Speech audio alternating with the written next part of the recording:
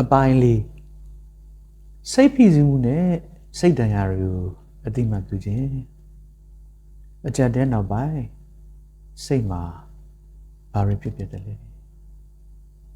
ရည်ကြည့်ပြီးတဲ့နောက်ပြိပက္ခဖြစ်ပြီးတဲ့နောက်ဒါမှမဟုတ်ဆုံးရှုံးမှုတစ်ခုခုကြုံရပြီးတဲ့နောက်မကြာခဏဆိုလို့အဲ့လိုမရဘူးလို့ပြောရကြတယ်တစ်ချိန်လုံးကြောက်နေတယ်လို့ခံစားရတယ်လို့လည်းပြောရကြပါတယ်ဒီလိုတုံ့ပြန်တာတွေဟာအားနည်းချက်မဟုတ်ပါဘူးဒါတွေဟာစိတ်နဲ့ကိုယ်ခန္ဓာကစိတ်ဖိစီးမှုကိုတုံ့ပြန်ပုံရဲ့တစ်စိတ်ပိုင်းပါအပိုင်း1စိတ်ဖိစီးမှုဆိုတာဘာလဲစိတ်ဖိစီးမှု STRESS stress ဆိုတာခန္ဓာကိုယ်ရဲ့သဘာဝချက်ပြီးစနစ်ပဲဖြစ်ပါတယ်အန္တရာယ်ရှိတဲ့အခါဒါမှမဟုတ်နာကျင်စရာတစ်ခုခုကြုံရတဲ့အခါဒါကိုကာကွယ်ဖို့အတွက်ခန္ဓာကိုယ်ကစွမ်းအင်တွေထုတ်လုပ်ပါတယ်ဥပမာနှလုံးခုန်လို့မြန်လာတာကြက်သားတွေတင်းမာလာတာစိတ်ကနိုးကြလာတာစသဖြင့်ပါဒါတွေကဆက်အသက်ရှင်နေဖို့အတွက်အထောက်အကူပြုတယ်ဆိုပေမဲ့အချိန်ကြာကြာအလွန်မင်းစိတ်ဖိစီးနေမယ်ဆိုရင်တော့ကျန်းမာရေးကိုထိခိုက်စေမှာပါအပိုင်း2စိတ်ဒဏ်ရာဆိုတာဘာလဲစိတ်ဒဏ်ရာ TRAUMA trauma ဆိုတာအလွန်မင်းပြင်းထန်တဲ့အတွေ့အကြုံမျိုးကြုံရရင်စိတ်ကဒါကိုကောင်းကောင်းမွန်မွန်ရင်ဆိုင်နိုင်မှုရုန်းကန်ရတဲ့အခါဖြစ်ပေါ်လာတာမျိုးပါ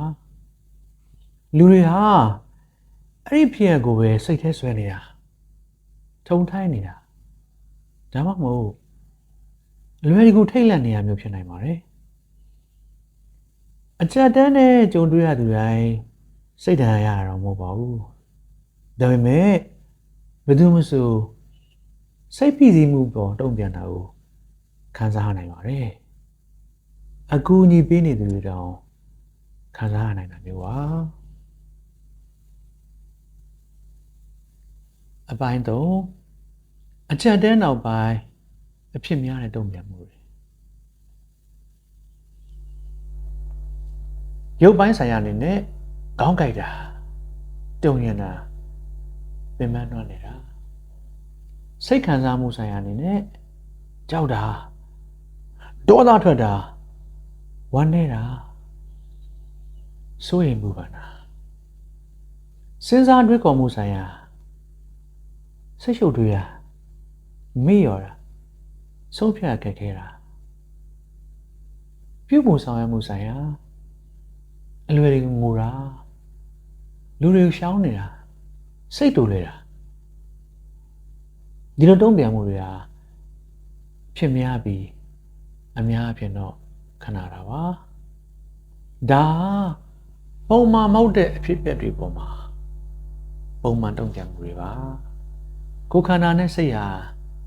ဟန်ချက်ညီအောင်ပြန်ကြိုးစားနေကြပါအပိုင်းလေးဆောင်ရန်အထောက်အကူပြုရာတွေလူများစုဟာအချိန်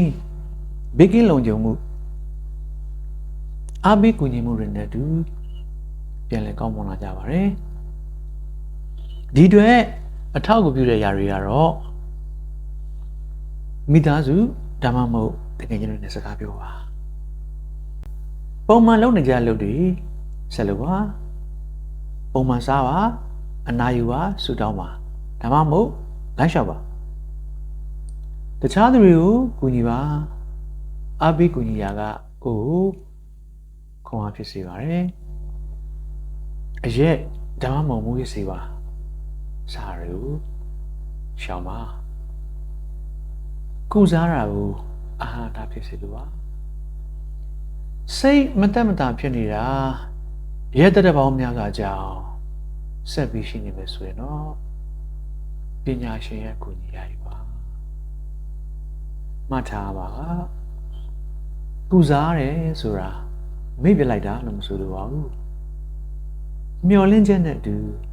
ပြန်လည်နေထိုင်တတ်ဖို့သင်ယူရပါစိတ်ဖြစ်စည်းမှုနဲ့စိတ်တရားဆိုတာအားနည်းတဲ့လက္ခဏာတွေမဟုတ်ပါဘူးလူတူဖြစ်ကြောင်းကိုပြတဲ့လက္ခဏာတွေပါ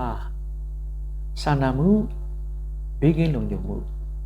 အားပေးကူညီမှုတွေနဲ့ဆိုရင်ခန္ဓာကိုယ်ကိုယ်စားနိုင်တယ်လို့စိတ်ကိုလည်းကိုယ်စားနိုင်မှာ